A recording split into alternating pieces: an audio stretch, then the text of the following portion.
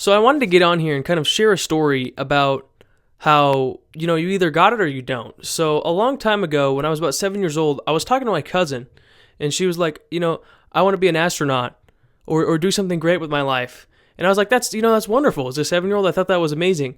And I talked to my mom about it, and she gave me kind of a weird look.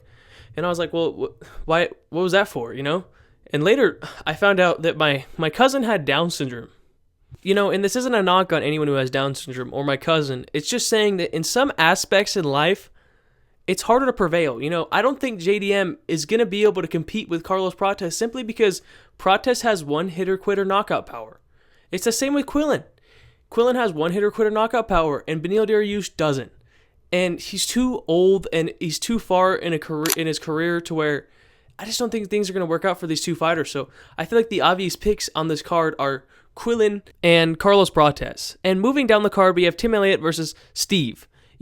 Steve's going to win this fight. With Tim Elliott being 39 and not fighting the best competition, Kaya Sakura was a champion in a random promotion, and then he fought a random fighter, Asian fighter. I don't even know how to pronounce his name.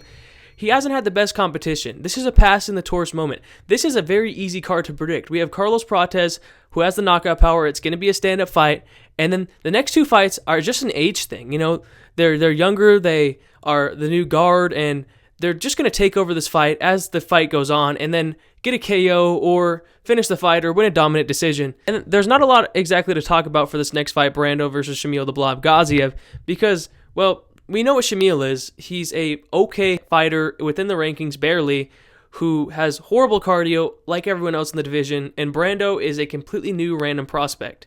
And for that, I'm going to go Shamil, because heavyweight prospects have had their run with Josh Hockett and that new guy from Bellator recently. So I think that this prospect's definitely going to fail, especially being only 6-1 in MMA. That's a really small record for UFC. I know it's the heavyweight division, but come on, I think Shamil's got this one. I think he's gonna have a bounce back win. I don't think he's that bad.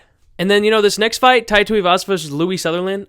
What the fuck is this fight? This is Blob Central. This is peak heavyweight content.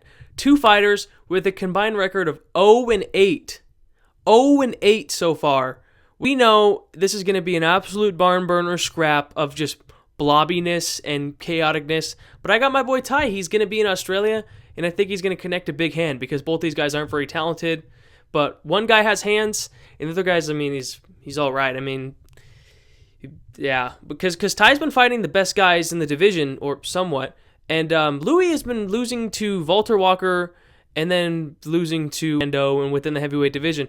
So I feel like this fight is just going to be a veteran, even though, he's only, Ty's only 33. He's just going to be able to outwit him on the feet and win. And that's what I think. I think he's more durable, and he's somewhat less of a blob, kind of. Not really, but that's my prediction on that fight.